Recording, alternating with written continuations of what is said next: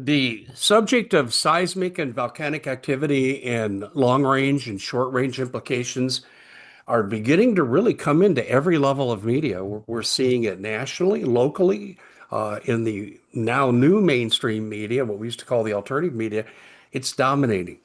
And what I have done since my report yesterday, where I said seismic activity is increasing off the Cascadia shelf, and that could have devastating implications. I decided to look at other things, and I'm not ready to make that report yet because this is now looking like it's a global phenomena. But I want to take what could be the biggest threat to you and me as Americans. Now, to our friends around the world, we certainly do welcome you, and we're glad you're here. And I may get around to you because volcanic activity is on the increase. Some people say it's climate change. It may be. I haven't seen enough research to convince me there's a direct cause and effect. It's more correlational data. With regard to the sun, I think sun activity is having a lot to do with this too, with the heating up of certain areas of the planet with solar winds, solar storms that come our way. And we've got our, looks like we may be having a reversal of the magnetosphere, which makes us vulnerable to the penetration of these solar particles. And that can have a devastating impact on our geology. So now, having said all that, what we don't know is we don't know very much, really. We haven't had, like with Yellowstone, a major volcanic activity for over 170,000 years. And as far as I know, we didn't have the technology then to really analyze it like we do now. And then some people will say, well, Dave, is there anything that we can do about this? Because I know I've been saying the way that you can tell disinfo infiltrators into our side of the media is when they try to depress you over and over and over, and they never give you any reasonable means to correct a situation. I'm going to be guilty of that here because right now, as far as I know, there's nothing that we can do or very minimally do to affect any of this except to be prepared. And if we see warning signs, to take defensive action. But if you're near a major metropolitan area, it's like if the Oroville Dam broke, just for example, you got less than an hour. That water's coming at you at 70 miles an hour. You can't evacuate a metropolitan area like that. And the same thing would hold true here. Fortunately, in Hawaii, where this is now happening, fortunately, on Mount Etna, where this is happening, and just about ready to happen in Alaska, you don't have a huge impact on major metropolitan areas. Alaska may be a slight exception to that, but we have a big problem that's brewing. And so, what I wanted to do here was to isolate what I think, again, is the single biggest threat to America. And it's a global threat too, primarily America. And I wanted to talk about potential implications. There are some slight suggestions I can make. Oh, no, we can't stop it. But your preparation for it, unless you're living in ground zero, as you'll see, you can do some things to mitigate some of the issues. And I'll be invoking an old familiar mantra that you've heard me say many times before as a means to prepare to deal with this. Now, having said all that, lengthy introduction, I should introduce myself if this is your first time here. My name is Dave Hodges. I am the host of the Common Sense Show. We are the show that is freeing America one enslaved mind at a time. And this is not going to be a chicken little, the sky is falling, but there are substantial threats. So, what I have done in this story is I've gone from the not so good, not so good at all, to the bad, and to the really ugly. I've divided up into three categories because we don't know what form a Yellowstone volcanic activity will take. As I said, the last major one was 170,000 years ago. Although there's signs that this might be worse because there are multiple magna caps that we've now discovered, and that's not good. We are brought to you by the three pack, the magic pack, as I call it. We'll be talking about lung difficulties coming up here in this story, but I had a big one last year. This is the NANOSOMA spray. And, I got really sick and God, who knows why, but I had RSV, pneumonia, got through the pneumonia okay. 3 days, antibiotic steroids, pretty good. But the RSV worsened over time. And by the time I got to see a real expert, a really good pulmonologist who I know, he said, Dave, this ain't good. And I don't think those strip lung linings are coming back. And you're in some trouble because we may have to do some serious mitigations, meaning oxygen and stuff. Well, this right here, reverse. I couldn't walk up a flight of stairs. 2 weeks after taking this, there's no limit on how much you can take. I was up those flight of stairs. Now, here's the deal. This doesn't cure anything. It just raises your immune system in ways that you can see at iwantmyhealthback.com/Dave Hodges. I want to add in this very quickly too. As I began to get aggressive in my attempted personal rehab, and with the help of the Almighty and using this to rub on joints that were essentially bone on bone, I'm doing things now I haven't done in 26 years. It's a miracle story for me. It really is. I owe these products my life. And then there's the vanity product, fine lines, wrinkles, but you notice I got a real serious cut here. And it probably required 8, 10 stitches. But I didn't want to go sit for 6 hours in emergency room, and I decided I would start using this and I would cover it just for protection purposes. While the wound closes, it's closing. I'm probably a couple, 3 weeks away from not having to wear protection. But these three are incredible. 15% off. Go to iwantmyhealthback.com/Dave Hodges. Remember, the 3-pack is available for 15% off. iwantmyhealthback.com/Dave Hodges. Do you know what you're looking at here? No, it's not the outlying regions of London and you're seeing the fog. That's not what it is. Let's go ahead and we'll just let this run. But look at this rising steam here and the resulting liquid that you see on the surface. Well, you probably have an idea now based on the introduction. This is it overlays a large magma cap, and we're seeing substantial activity. Well, not a full-blown eruption, but we're seeing seismic disturbance with the release of pressure. And the lava tubes here run in such a way that the lava can actually go uphill. So you see surrounding hills. There's an eruption at this site. It's going to involve the surrounding region. This is from the USGS. This is very substantial. And this is in the Yellowstone area, and there are multiple of these around that whole region. And if there's the big one, and I think we need to start excuse me, if there's the big one here, ladies and gentlemen, we absolutely need,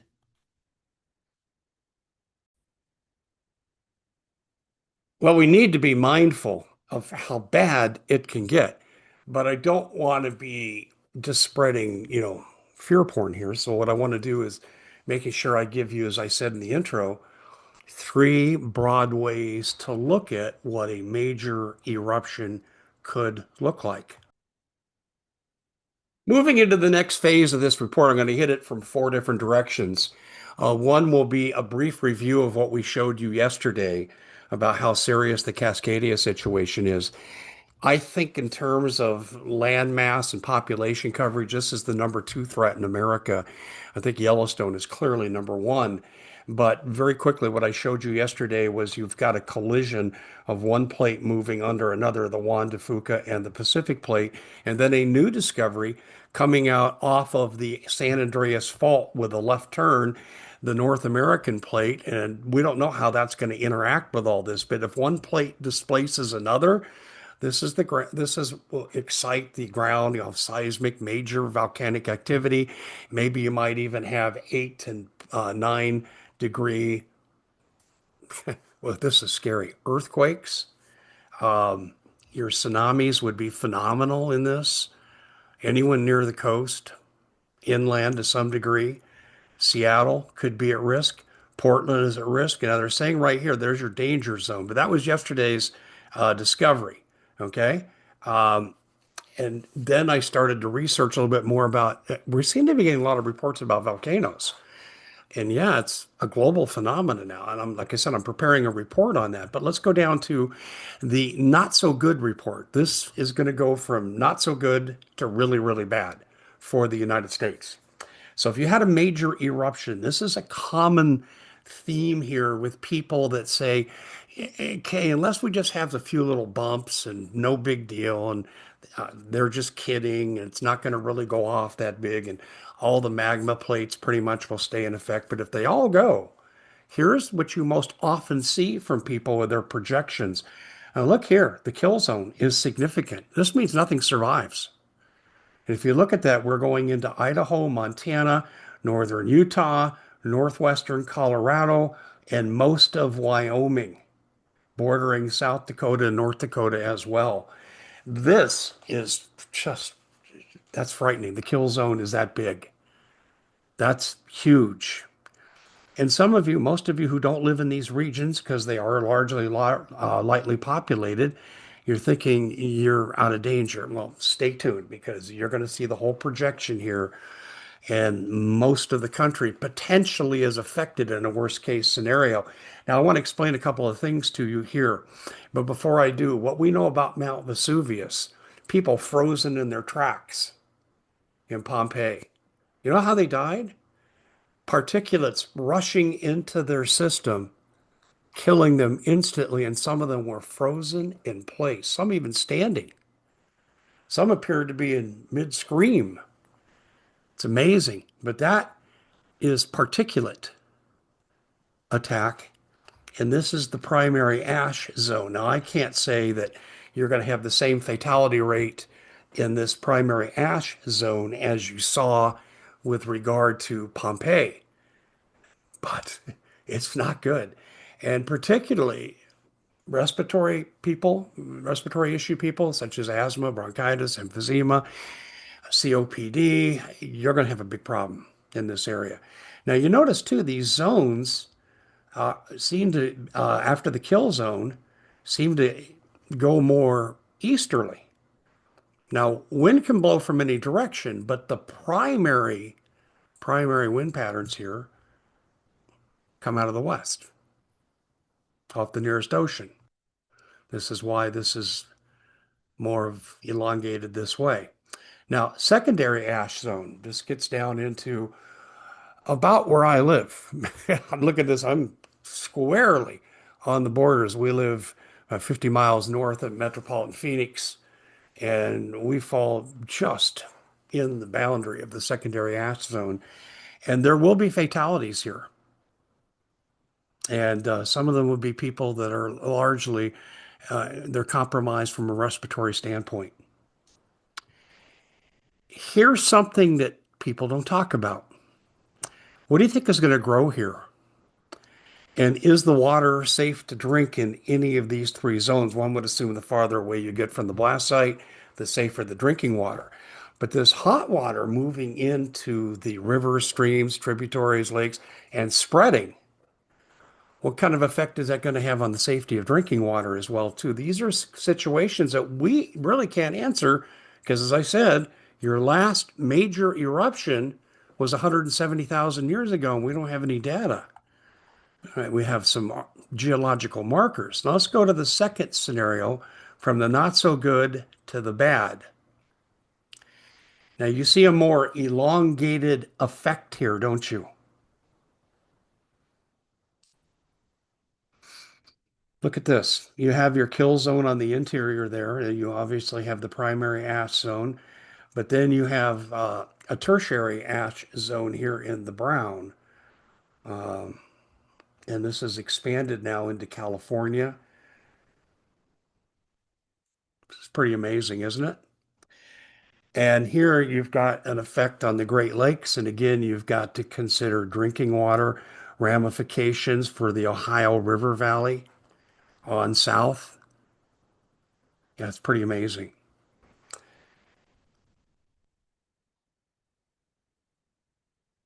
Here's the one that really gets your attention.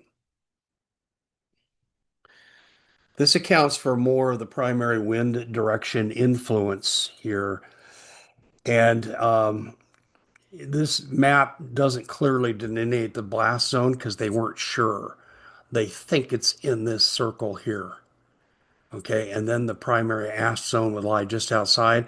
But here's the tertiary. But look at this, all the Great Lakes pretty much, except for Lake Erie. You look at this, look what's covered. It's all into Mexico. It's significantly up into Canada, and it stretches as far east as the East Coast. It spares New York City.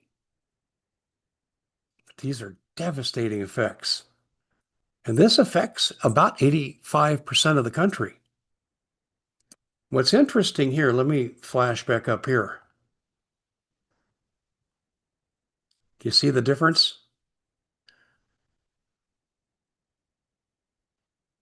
Interesting. And I want to point out this too. Alaska, 80 miles from Anchorage, a major volcano, they say is going to go this year, anytime. And you've got huge volcanic activity on the island of Hawaii, Kilauea. So you even have our two states. But this is the worst case scenario right here.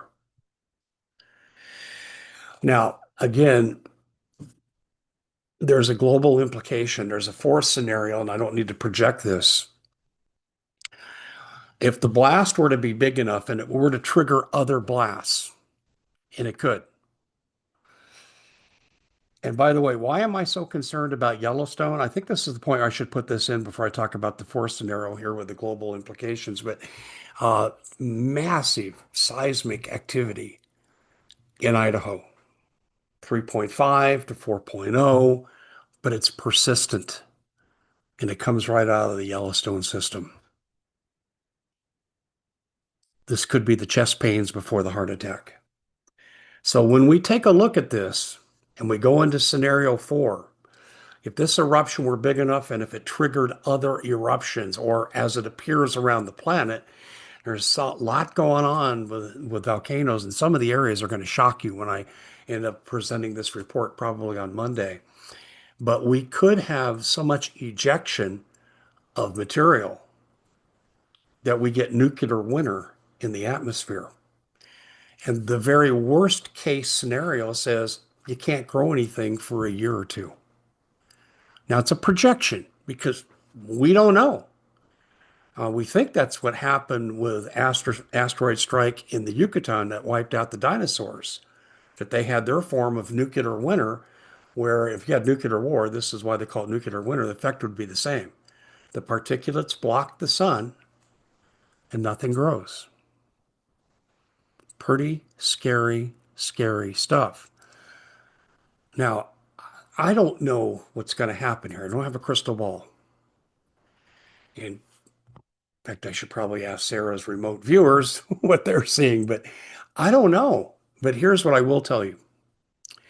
Let's assume you're outside the immediate danger and you survive, but food becomes an issue.